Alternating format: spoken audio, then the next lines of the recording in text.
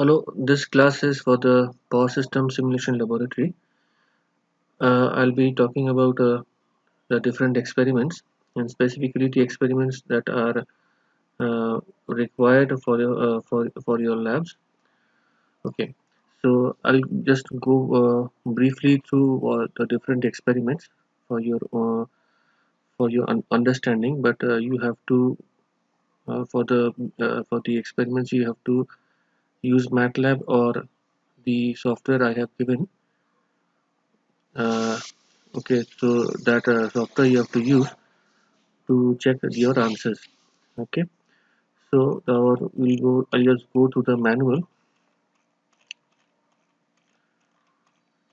So we'll come to the first experiment. The first experiment number one is to find the ABCD parameters. Now here we are using MATLAB. Okay, so the different values of ABCD is given. I have discussed this in the one of the classes. So I'm going much fast with this. So we have ABCD parameters for a given set of power system line. So here we have uh, this transmission line can be divided into short, medium, and long-term transmission line. And you can see for the short transmission line, the ABCD parameters are equal to 1, B equal to Z, and C equal to 0, and D becomes equal to A. Okay. For the medium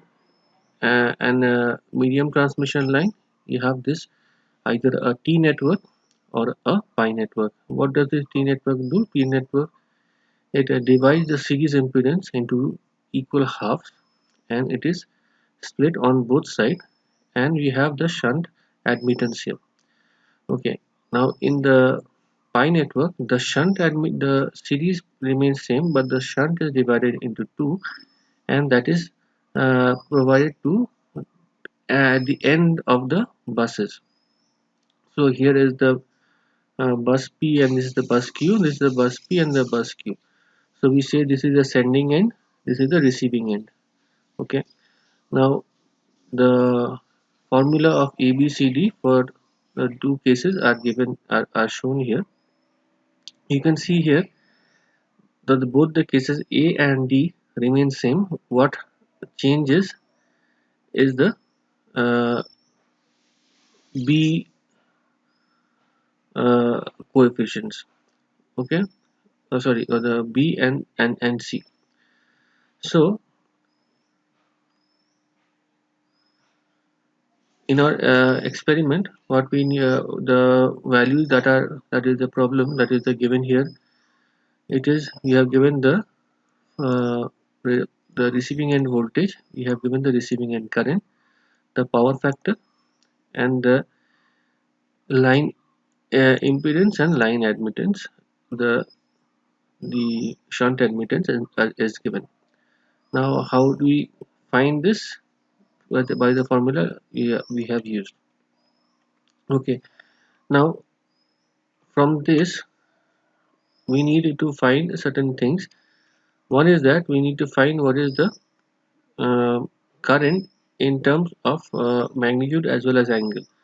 So already we know the magnitude. So in terms of kiloampere, we divide it by 1000, and then we find the angle.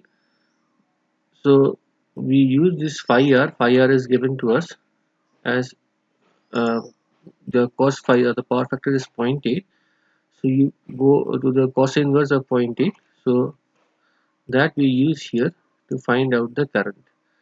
Then we find out the receiving end voltage. Then the receiving end voltage in terms of phase value, not the line value. Now from that, we with the ABCD parameters we find the sending end voltage for phase. So VSP, this part P is for the phase, and we can also find the sending end current.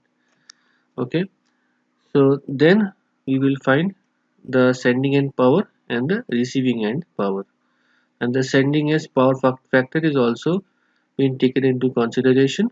Okay, now what is that sending end power? The angle between the the sending end voltage and the sending end current, that is the sending end power. So I have in the class I have discussed how the sending end power factor, what is the difference between the sending end power factor and the receiving end power factor. Now I'll go briefly once again. The receiving end power factor is the angle of the voltage and current between the receiving end voltage and the receiving end current. That means it tells you about the kind of load that is on the receiving end side,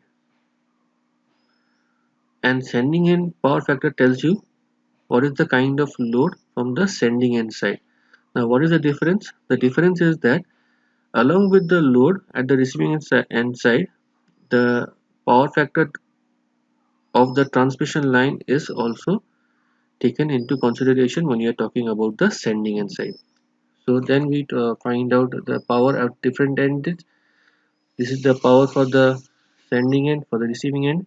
Then we'll talk about the efficiency. That means what is the power actually being transferred from the sending end to the receiving end. And we'll talk about the regulation, that if, what is the voltage drop. So, and we calculate these by hand, and we write the program. Now let me explain the program. The program initially it starts from here. Above these are comments. So when we have percentage sign in front, it is basically comment. It is not a part of the program.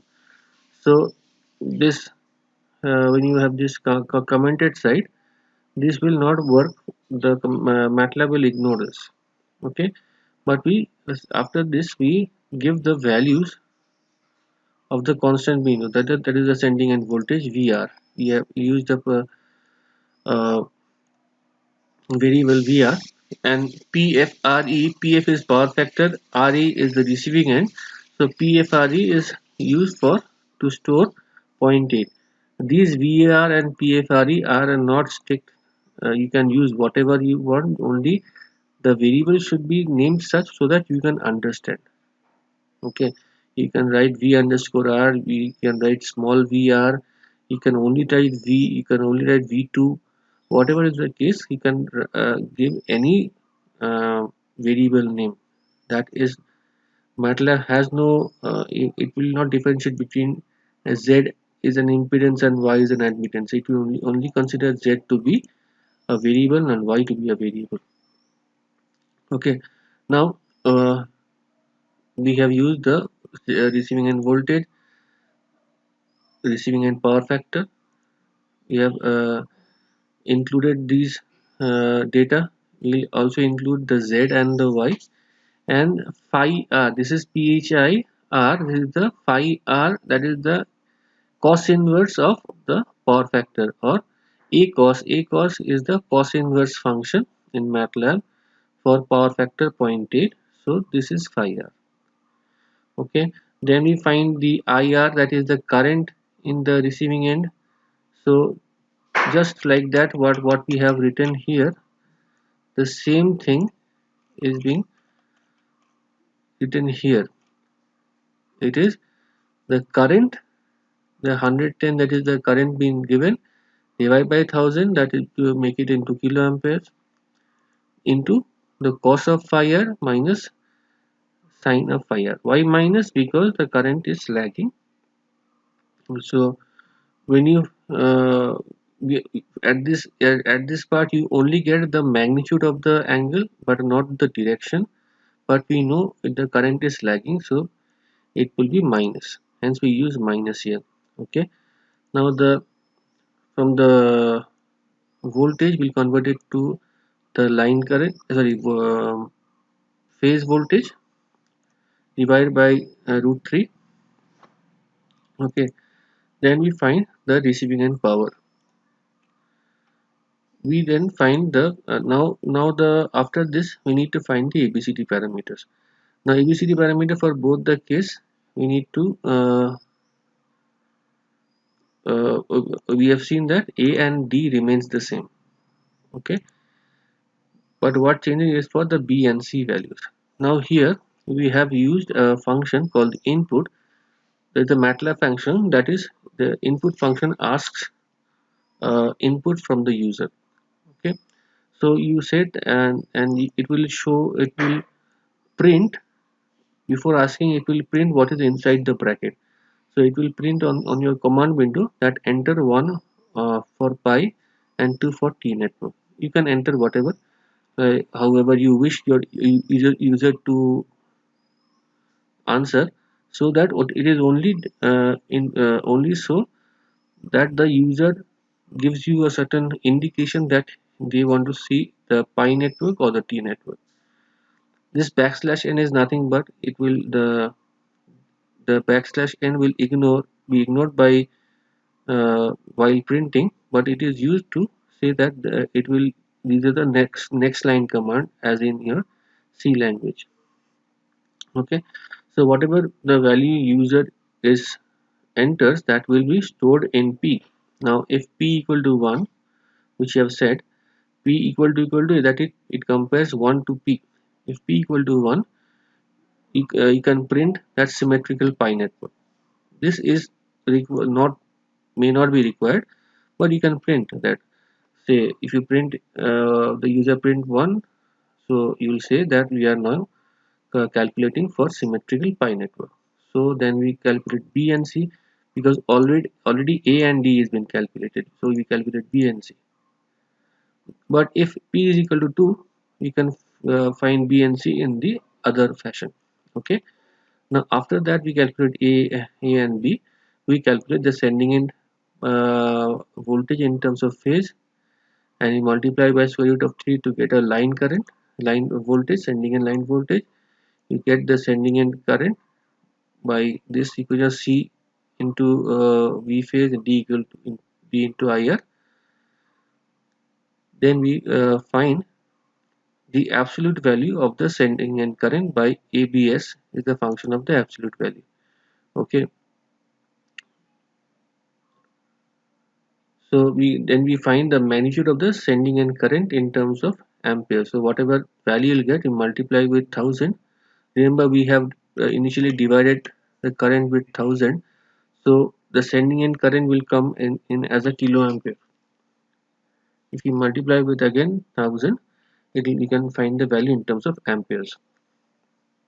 So now the power factor of the sending end, it is nothing but the cos of the angle between the voltage of the sending end by current of the sending end. So angle between the voltage of the sending end minus angle between the current of the sending end will give you the angle, the power factor angle, and we make it a we find the cos of that, so we'll get the power factor. Then we get the sending end power factor. Okay, we find the sending end power factor, then we find the power factor using the formula 3 into VSIS into power factor. Okay, now you can find the efficiency by dividing the sending end power by the, sorry, receiving end power by the sending end power, and find the regulation. And after that, after your uh, completed your code, you can type in the different variables without colon. You can see there are semicolons here. You can type them without these semicolons, so that all these variables here will be printed on the command window, so that you can get the answer. Okay, so this is one such experiment. You can do the other assignments like this. Just you have to write, I think you have understood the program itself. Now we'll go to the next part. Next is the Y-bus formation by inspection method. So we have already studied why this how Y-bus is formed by inspection method. So you'll have this table to be given to you, where you will be having two variables, two uh, rows, sorry, or two columns. One is the from bus column and one is to bus column. Now what is this from bus column?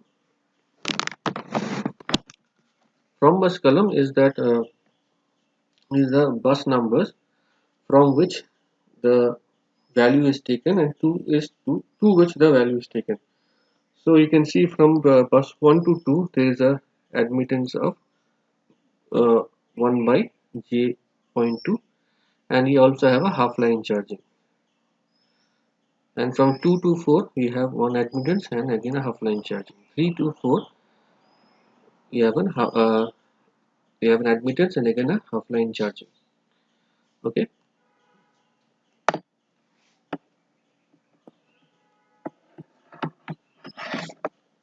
Now from this, what we can things we can gather from here is that we can find out what are the number of buses.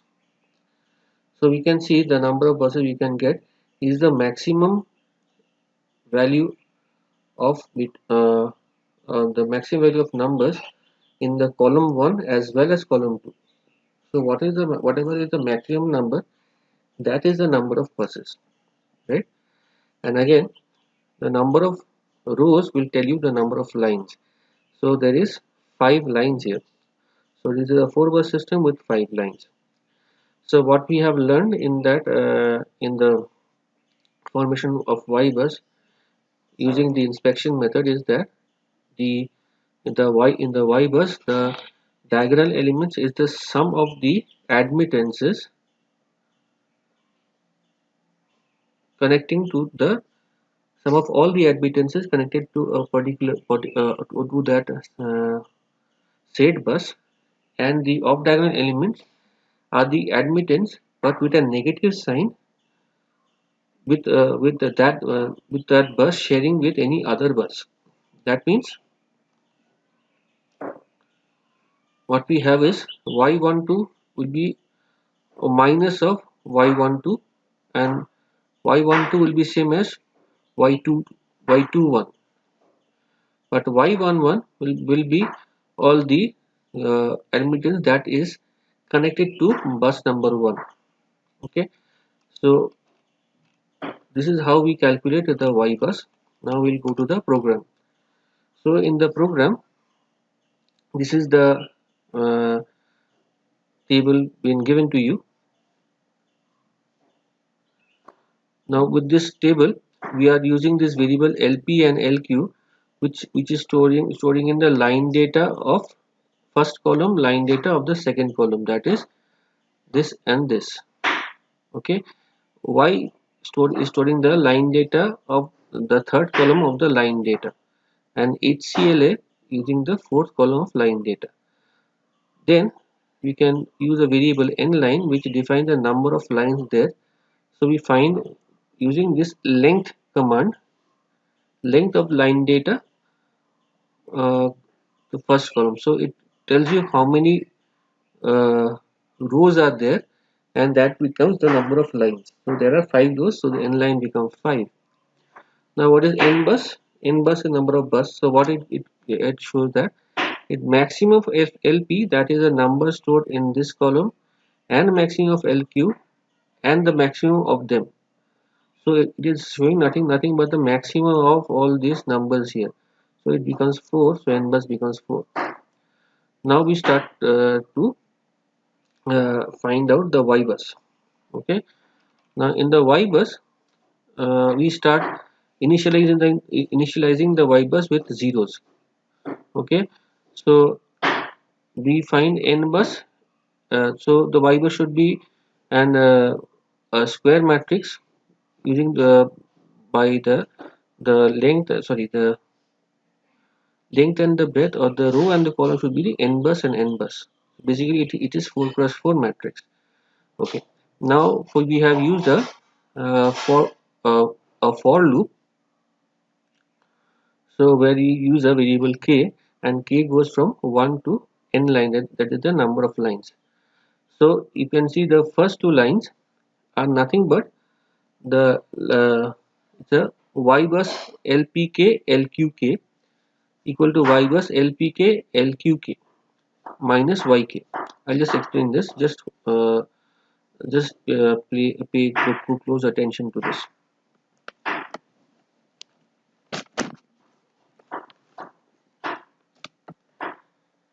Remember what LPK does. LPK is nothing but the line data of the first column. Okay, first column line data, and LQ is the second column line data. So when k is equal to 1, LPK become the first element of LP. First element of LP is 1, and K first element of LQ is 2. So what you are doing is a Y12. So Y12 is Y bus Y12, that is, this is the previous Y12. Previous Y12 was 0 because you have initialized Y bus to be a 0. Okay, all zeros, all uh, all element of Y bus are zeros. Now previous element minus YK. So this is the off diagonal side. Again, we have used Y bus LQK, just the opposite, LQK and LPK. This was LPK LQK, LQK LPK. So it becomes 2 1, having the same formula. So Y12 and Y21 both have minus YK. What is minus YK? The first element. Then we go to Y bus LPK LPK. Now we are doing it for the diagonal elements. LPK LPK means 1 1. P first element is 1. So it becomes 1 1. 1 1 is previously 1 1 was 0. Y11 was 0. So we are going to add the YK. So we are going to add. Okay. The next QQ, that is Y22, because Q was 2. The first Q was 2. So Y22 becomes previous Y22, that is 0 plus YK. This. Okay. Then we are going to the next line. So we are going line by line. Okay, we go to the next line. The next line is 2 and 4. So you get first two lines will give you Y24, Y42. Second part will give you Y22 and Y44. Okay. So if you now if you see in the first line, when k is equal to 1, we got here Y22. Now when k is equal to 2, again we are getting Y22. So then the previous value, so what it does is that we are going to add the previous Y22 that is being created, that is found out from when k was equal to 1, and we are going to add that yk to it. What it means that every time when it sees 2, that means something else is connected to 2. So this, you can see, bus number 2 is connected thrice. It is connected with 1, it is connected with 4, it is connected with 3. So this will be added to bus Y22, this will be added to Y22, and this will be added to Y22. Bus number 3 is connected twice to this, now thrice, this to this and to this. So these three will be added. Okay, so this continues for all the lines. It goes on checking the lines and goes on adding it. Okay, now the next part is we are adding the HCLF. Till this, if you end your program here, you will get the Y bus without the HCLF. So if the question is asked, find the Y bus without HCLF, you do not require to type this. But when the HCL is required, what you will do is that you find the Y bus, and for all the diagonal elements. So you can see LPK, LPK, LQK, LQK. We are going to add the half line charging to the diagonal elements as well. Okay, after it is completed, you can find the Y bus, find the number of buses and number of lines when you just type in the values. Okay, so this three lines are nothing but when you execute this without the semicolon. If you use semicolon, then it will not show. If you do not use the semicolon here, it will print the value of n line, n bus and y bus. Okay, so this is what this equation is. Now we say for the singular transformation method. So again you have this element number 1 to 5. Okay, so we find the y primitive. What is the Y primitive? It will be a 5 cross 5 element cross element matrix. So element cross element matrix, for first element you will using this, second element this, third element this, and fourth, and so on. Okay. Now after you find that Y bus, Y primitive, you need to find the bus incidence matrix. Now if you find out the bus incidence matrix, you are going to multiply them like this: A transpose Y primitive A, and you'll get the Y bus. Now our work is to find out the bus in incidence matrix. So again, the Y data or the line data is given, and you find P and Q. The number of elements should be max of this. You can understand. So you'll get as 5 elements. So we first find the Y prime. The Y prime is nothing. First we initialize the Y prime by putting them equal to zeros. We have to initialize the variable. The variable which we are using first time, the MATLAB will not understand what this Y prime is. So we have to say that Y prime is will be a matrix. So just put the zeros to this matrix. Okay, and then later we'll be going to add values to it. So from I1 to element, that is 1 to 5, Y11, 22, 33, 44 will go on adding this data, Y data I4. So Y data I4 means on the fourth column, but I is that a number of rows. So when I is 1, it will take this, the first value. When I is 2, it will take this. I is 3, it will take this. But you can see the column remains the same. So the column is kept as 4. Okay. Now we find the number of nodes. Number of nodes again will be the maximum of this and this, P and Q. So we'll find out the nodes, and from the buses we remove the reference node, because for the bus incidence matrix you should remove the one of the reference node and then calculate. Okay, now we calculate this A, the bus incidence matrix.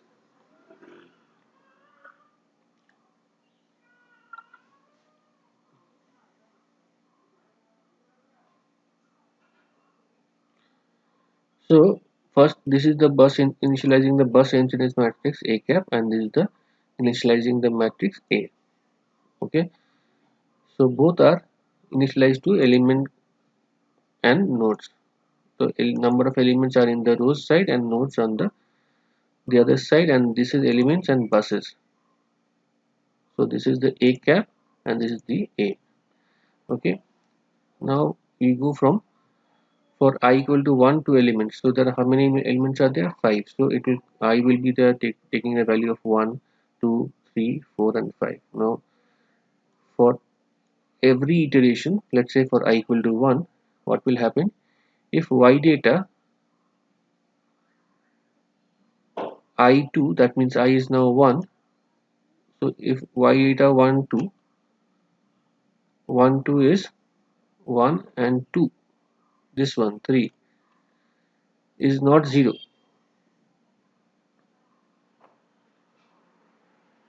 Okay, is not, this sign is not 0. Okay, then you put Y A cap I Y data 1, 2, that is, this is 3.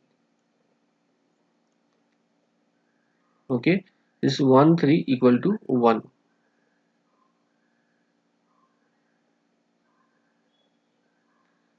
Okay, and if Y data I3, that is this, so we are checking this bus and this bus. We are checking this bus and this bus. So you can see that if this is not becomes equal to 0, we are putting this value equal to 1, and if it is not equal to, so the from and to, so you can see the from 3 to 1, from 3 to 1 you'll have node 1 equal to 1, but from 1 to 3 it will be minus 1. So but that is, it is showing the bus, the your direction of the orientation. Okay, and similar for the uh, in the you have a minus 1 if it is opposite, you can see. So if it I equals, let's say, I'll just give you one example. Let's say I becomes equal to 1. Now what will happen? So if it is asking if y data 1 2, if y data 1 2, 1 2 is nothing but 3. Okay, so when I equal to 1, we have this y data equal to 3. If 3 not equal to 0, is it 0? No, it is not 0. Then a cap, a cap is a variable of bus incident matrix. Okay, a cap will be I, that is 1 3, I 1 3 will be 1.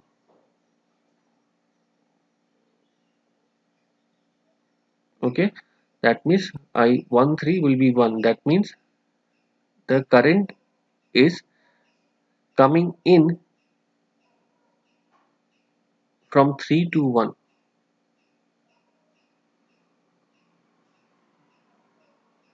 Next, y data I 3 is this one. If it is not equal to 0, y cap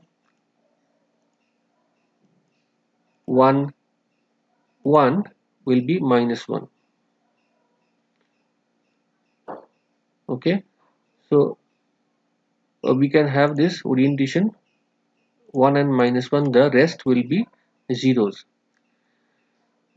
So now what we find this a cap, but here we needed to delete the one column of a cap so that we can get the A matrix. So what we do, the first column of a cap we make it to 0. First column we make it to 0. Okay, now again we'll see this, try to understand this, that the a cap, it says that in the a cap you have the rows as elements and columns as buses. So what we can see from the this first line, it is, you can see that element number one moves goes out from 3 and enters 1. So in the a cap, the position 1 1 would be minus 1 and position 1 3 would be plus 1. Okay, so that is what it is written here.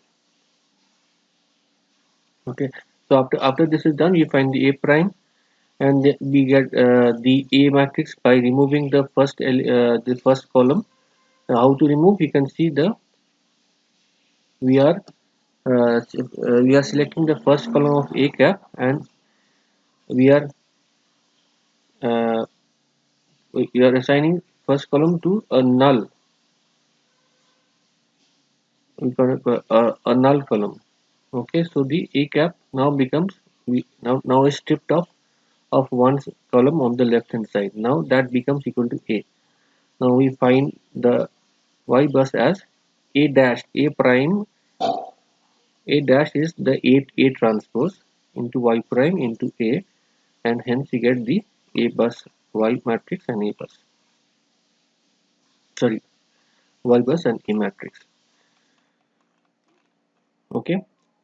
Now we use the one with the mutual coupling. Okay. Now in the mutual coupling, that what will happen here is that you can see line number 1 3 has a mutual coupling between 1 and 2.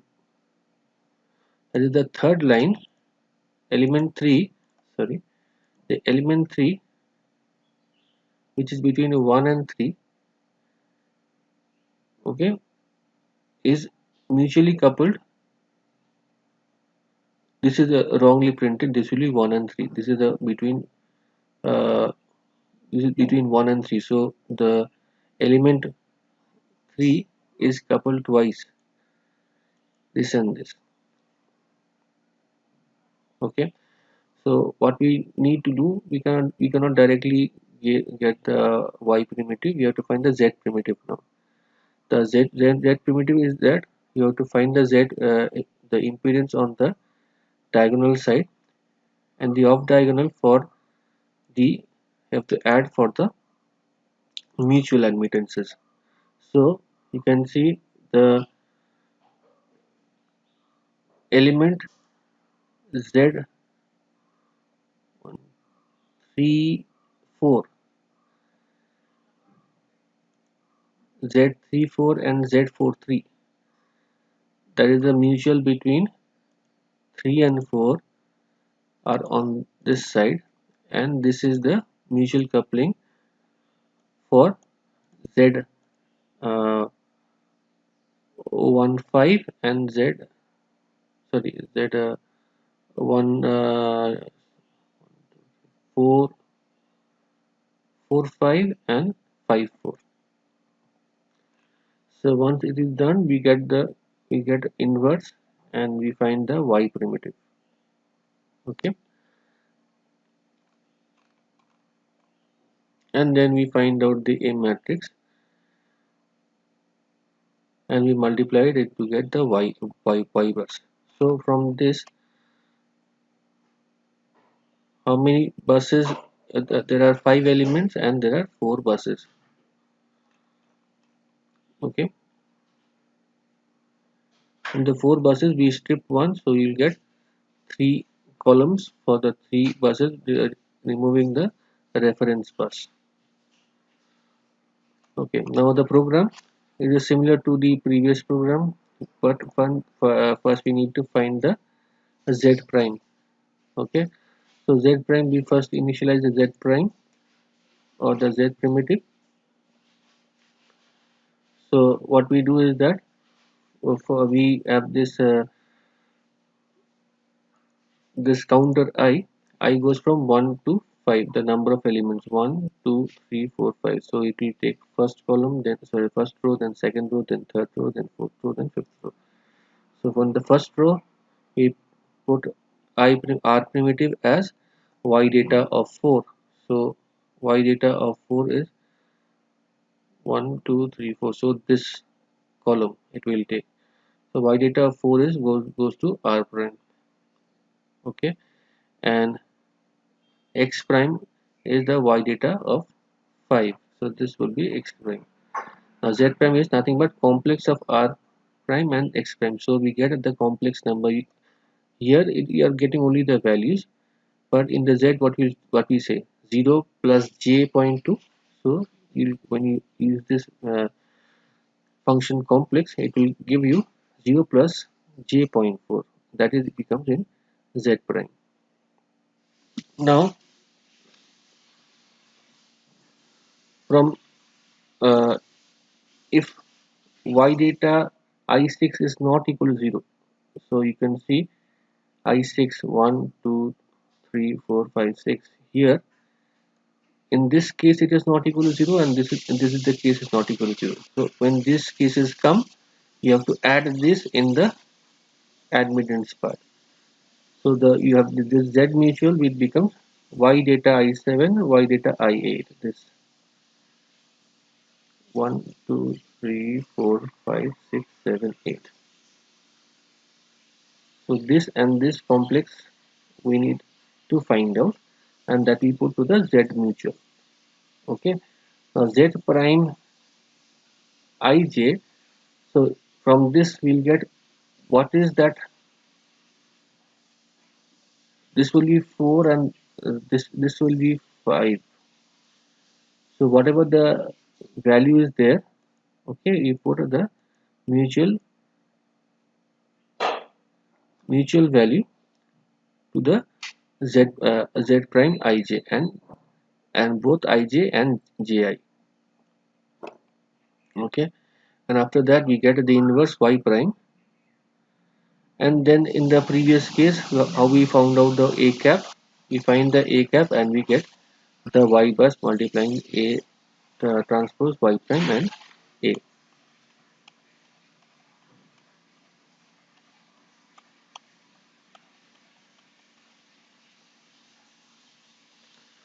Now we'll find the experiment 5, determination of bus currents, bus power and line flow in power system. So we'll be given this, and we'll given R and X for different elements. So the element in between 1 and 2 has R and X. Okay, the bus number is 1, voltage and angle. Okay, element 1 and 3 bus number is 2, the voltage is this, and this is the angle. And for bus number 3 you have voltage magnitude this. So we have elements 1 between 1 2 has this magnitude, element 1 3 has this magnitude, and element 2 3, that is the element between this has this magnitude. Now bus number 1 has voltage 1.5 1.05, these are in per unit pu, 2 is in 0.98, and 3 is in with a pu of 1, and these are the angles. So we need to find the power between them. Now how do we get? Okay, so we needed to find the, wait, I'll just show you. Okay, so what is the step 1? Write the impedance corresponding to each as in terms of z. You can write it from this here and here, this and this. You can 0.02 plus j 0.045. Then calculate the branch admittance. We can find in with getting an inverse. You can get the branch admittance. Okay. Now from the bus voltage and angle, we can find the V bus in terms of complex number. So this is a magnitude, this is an angle. So the V bus would be 1.05 into cos of 0 plus j sine of 0. So by this every bus is being found out, and we find the bus matrix. So these are the bus voltage in terms of complex numbers. Okay. Now the line current is that the line current Ij is V bus I minus V bus j into Yij. So basically what happens is the line, what is the current between two nodes is the node 1 V1, current between node 1 and node 2, we'll find V1 minus V2 into the admittance.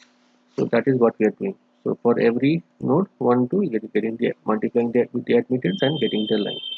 Okay, and after that we multiply V into I star to get the power, the complex power from for the all the lines 1 2 1 3 2 3. Okay, and we can also calculate the total power for the buses, because you can see 1 2, you can find 1 3, so if you add them you get a total power for bus 1. Okay, and also we can get the bus current by dividing the that power into the divided by the bus. Okay, so similarly we can find here we are given the line data and the bus data. We have given line data, what are the values, so we are in getting the line to the line data, the from line data and to line data are taken from this column and this column, and R and X are taken from this and this, and the HCLA is line data 5. This is the way we take in the column. So I'm not repeating this. This is, we have been getting used to this, how to select the line data. Okay, the number of branches will be the length of FR. So this is the number of branches are there. So that is the number of rows. Okay, and n bus is the maximum of this row. This row we have done this previously, so this is it is the same thing. Number of buses we are getting from the bus data. There are three number of buses, and voltage of the bus data is given from this part. Then we find the Z. Okay, okay. Now we find the Y from the Z. How are we getting the Y? We are using this ones, as we have initialized zeros.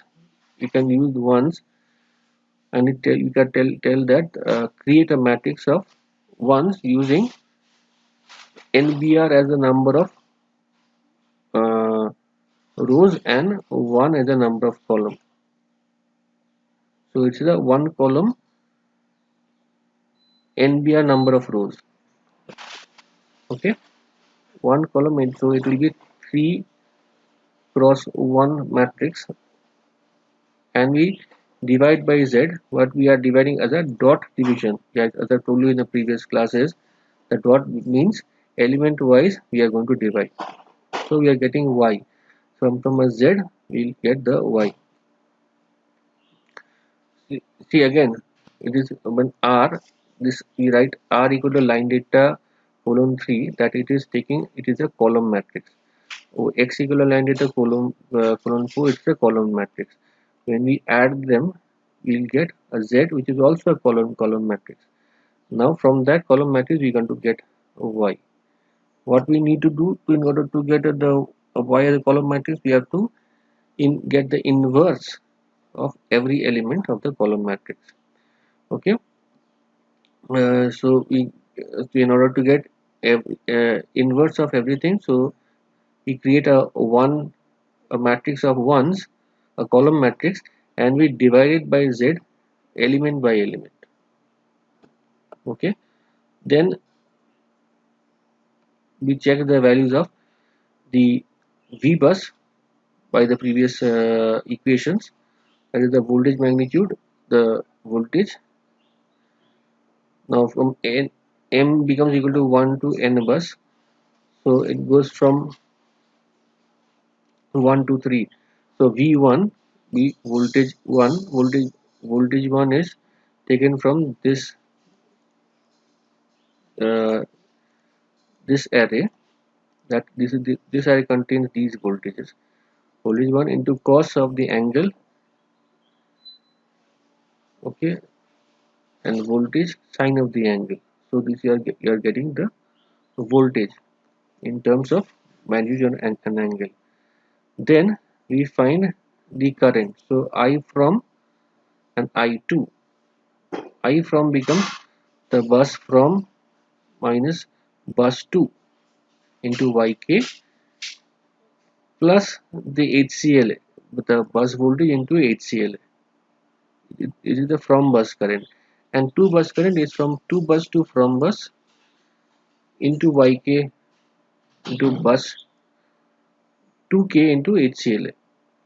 Now for both the case HCL is 0, so we need not bother. So these are the two values we need to bother. Okay. So then we find the power, the from power and the to power by multiply the bus with the conjugate of I from and bus and conjugate of I2. Okay, from this again we find the total bus power by adding them. Okay, now we find the uh, we we create a matrix called the S bus. So S bus is a again a column matrix with number of buses as the row number. So for a one, now we take one more for loop. What it does is that for every loop, uh, for every loop, so we have this, we have created this S bus. Now this S bus is a column matrix of n bus comma 1.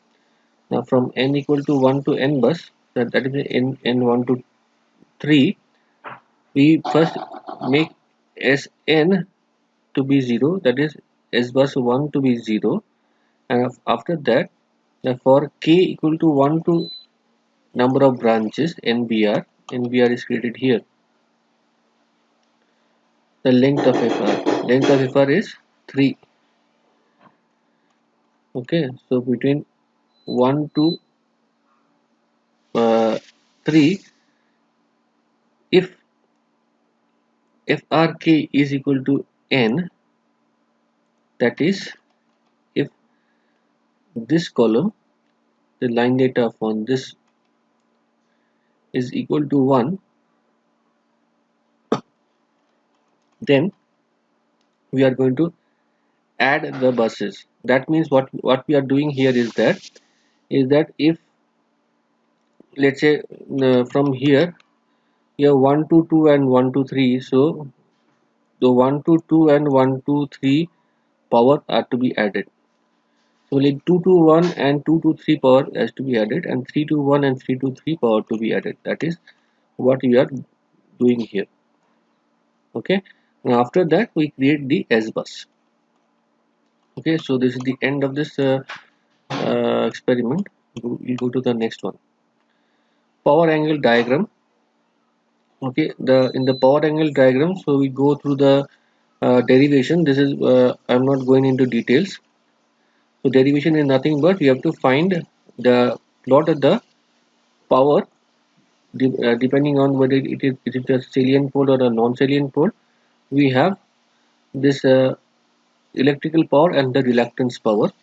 Okay, these two power for the salient pole, and for the non-salient pole it will have a single one. Okay, so these powers are to be plotted. So what we are using, that we are getting this uh, the power factor, finding the angle of the power factor. Okay, then we are creating, what we are going to plot is that we need to plot this power with the angle of delta here. Okay, the angle of delta, the delta is increased from 0 to 180.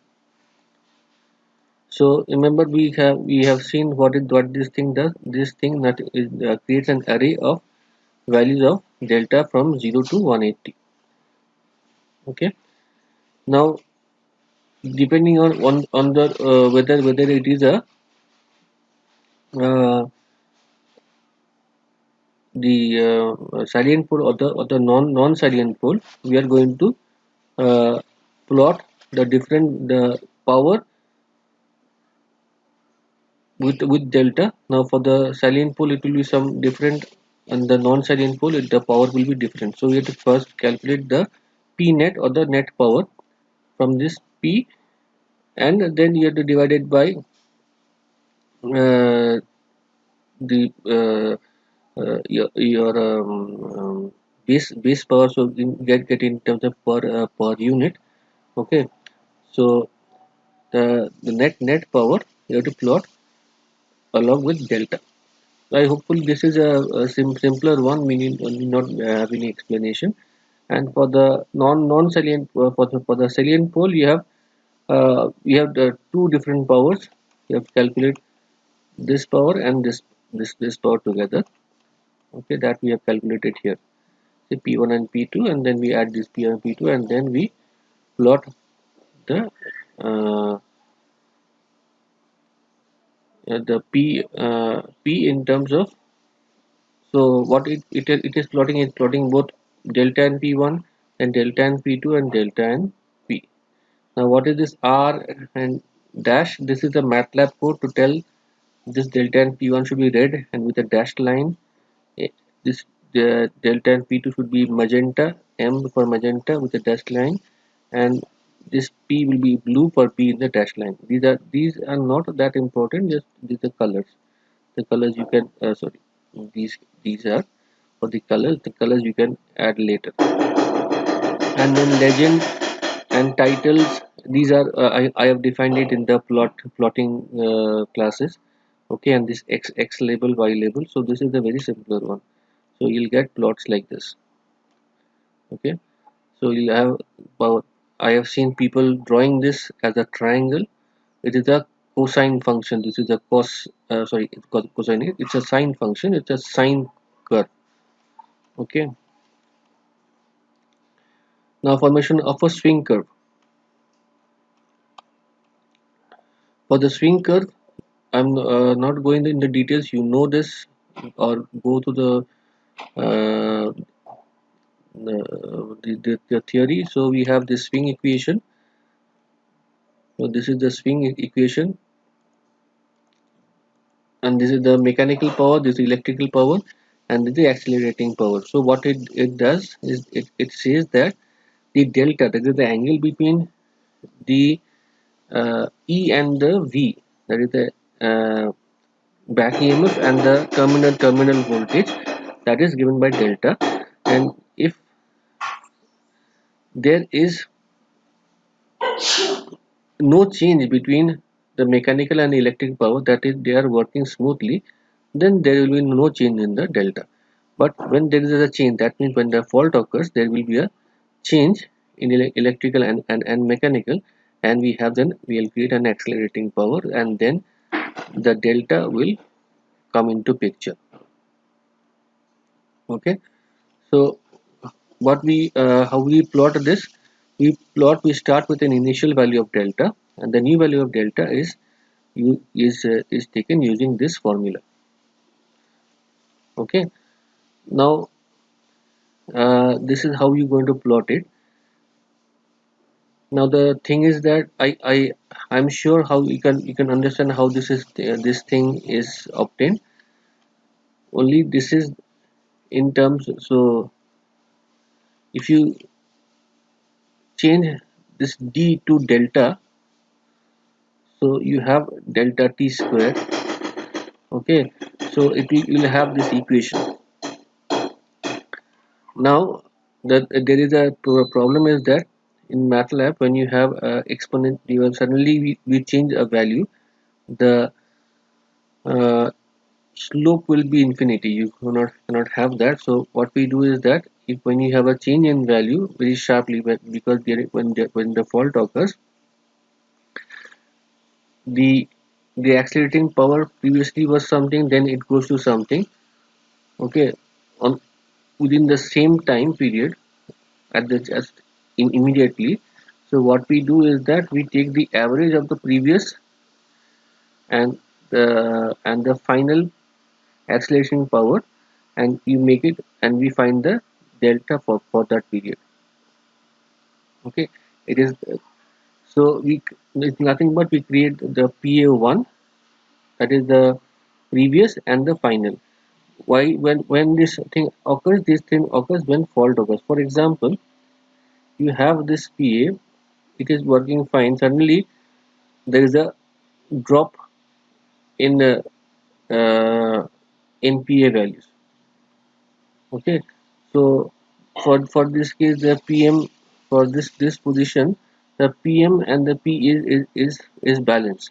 Now when there is a drop, this thing gets unbalanced. But during this drop, you can see when the drop happens, it will drop happens immediately. So for a same position, you'll have two different values of P's. So then you'll have problem in finding out the actual value of delta. So what we do, we take the average of these two values. So this is what it is done here. It's a point by point Runge-Kutta method. We are finding the fault at this point. Okay, so what it does is that have this we have set up this is the different values. So t final is the final value time, this is the clearing time, this is the step. So you have to go for different steps. Now we cannot have a continuous graph. We will have, since we are using a program, you have to go for small steps and then find the answer. Okay, so the different get the value of m. Okay, and delta and delta of delta, that is the small value of delta, angle, the mechanical power, that is constant. Okay, and this is the maximum power before fault, maximum power during fault and after fault. So you can see during fault the maximum electrical power drops, then again regains. So during this point occurs at that time. The time is given at a, I think the time is given here.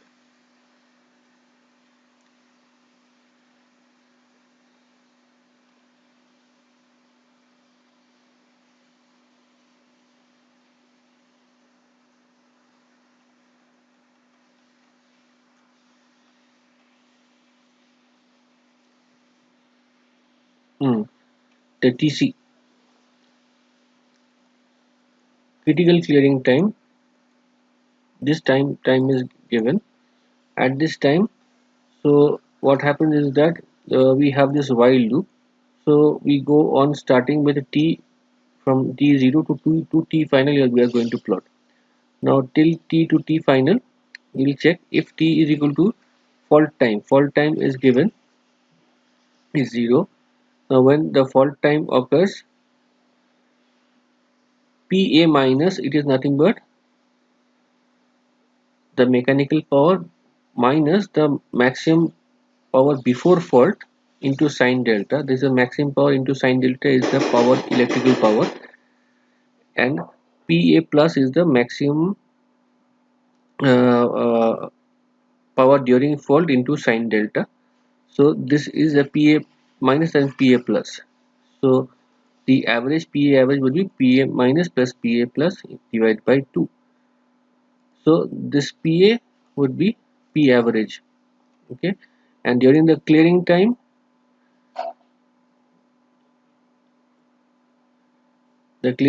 we have the Pa minus is nothing but point mechanical power minus maximum during fault and mechanical power by maximum power after fault into sine delta. So again you have the average and we get that Pa. So this Pa is the accelerating power at this time and this Pa is the acceleration power at this time. Okay, and for the other time it is the normal Pa into Pm before fault. So during fault, this is the time during the fault occurs before clearance, and when if it after clearance, this is the accelerating power. So Pm minus P max after fault into sine delta. Okay, now we have this T and Pa. Now we go from one delta to the next delta, as I've shown you here, this equation.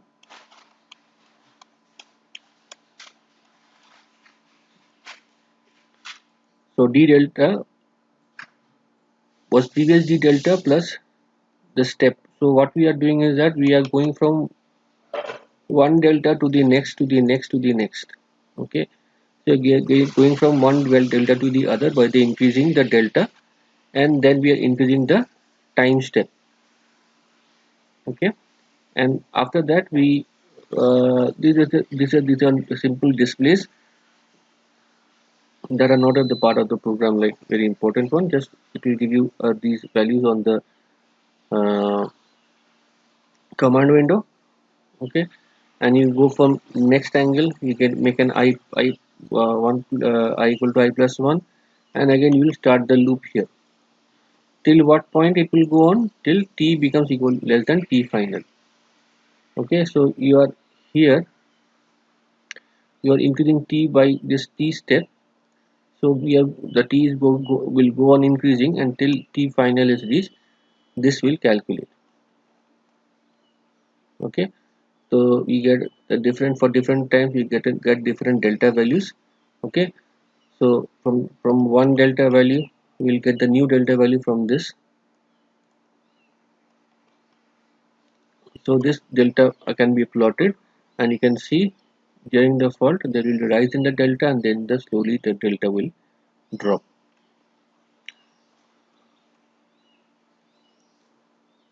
Okay, bus impedance matrix with mutual coupling. I will be skipping this part from the lab, so you need not bother at this point. Okay.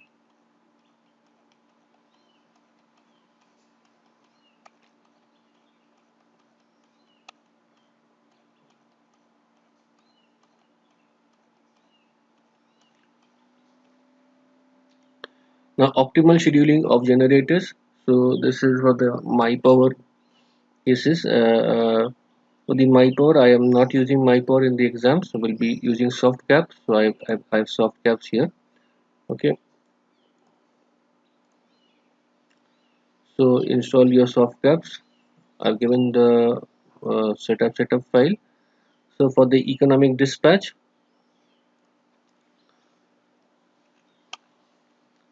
will be only for the simple without any loss will be given. But the B coefficient will not be given because soft cap do not have the B coefficient part.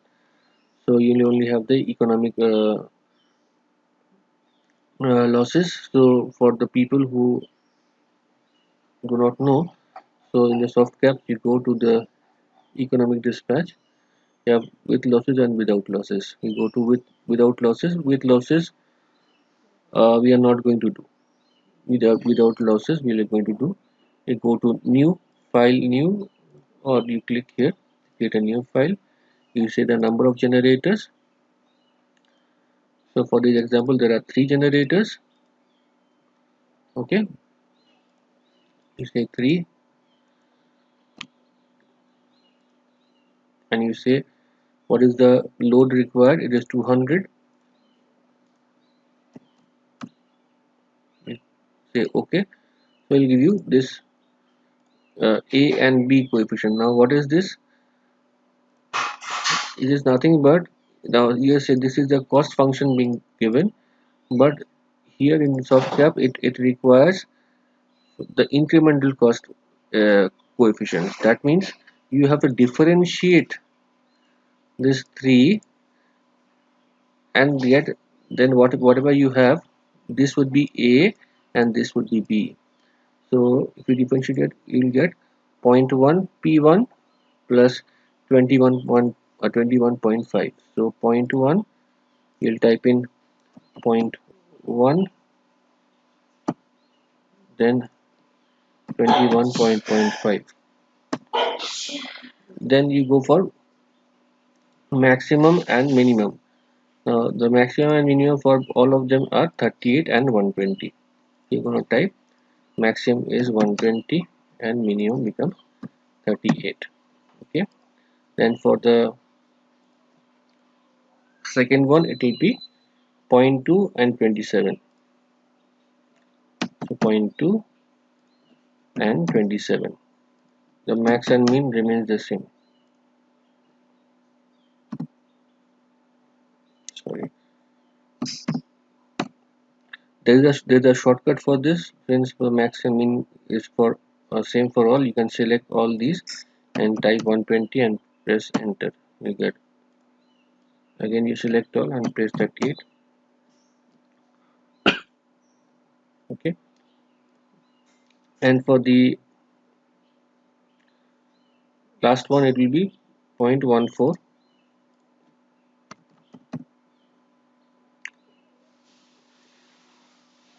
and 16. Okay, you press enter. Now once this is done, okay, you have this button called execute. You click that. You can save.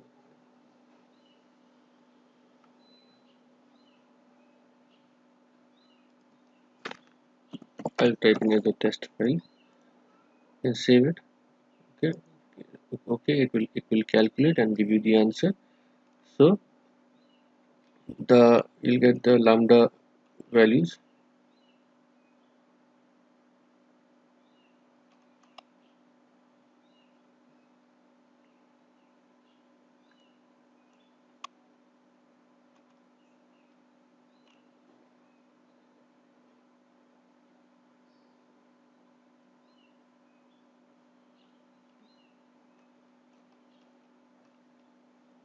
Okay, so you get the lambda values and then the generations. Okay, so what will be the generation? This is the questions you need to be asked. Okay, so this becomes the economic dispatch.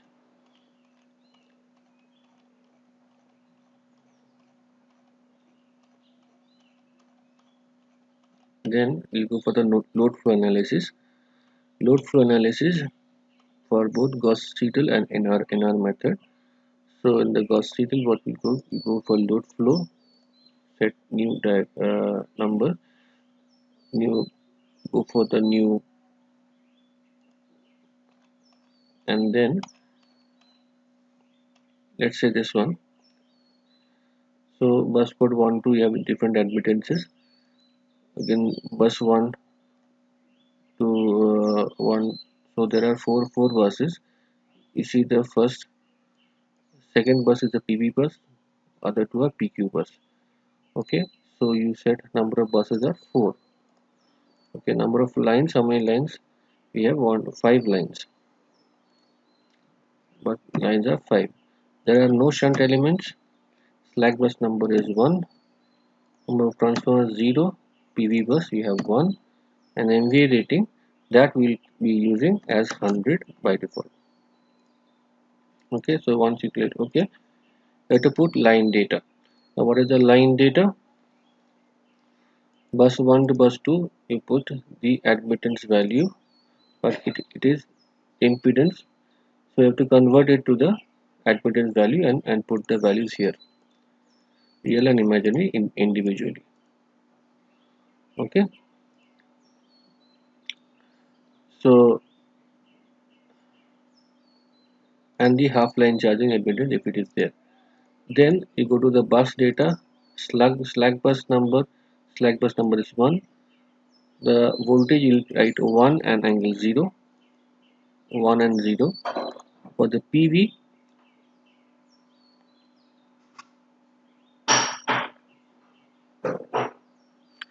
you put the value P and Q, you put those values. Max and mean of Q will be given here, the Q between 0.1 and 1. So you put the max and min limits. Okay, and the voltage magnitude in PU, scheduled voltage magnitude in PU would be this voltage 1.04 only. Okay, and real and imaginary initial voltages that will be the same as the previous this scheduled voltage. Okay, and for the PQ bus, again bus number, and you got the real and reactive power in terms of PU and initial voltages. Write this initial voltage as 1 angle 0 and 1 angle 0 for these two. We are starting with this voltages. Okay, and then you press execute. Okay, once you press, okay, uh, I'll show you with a filled data. You can check how this works. You go to file and you go to examples. So you have an example like this. Okay, so this is bus is filled. The line date, you said okay. Line data, tap changing transformer, shunt element, and bus data. So slack bus, PV bus, PQ bus. All the data are filled. Now you type in execute.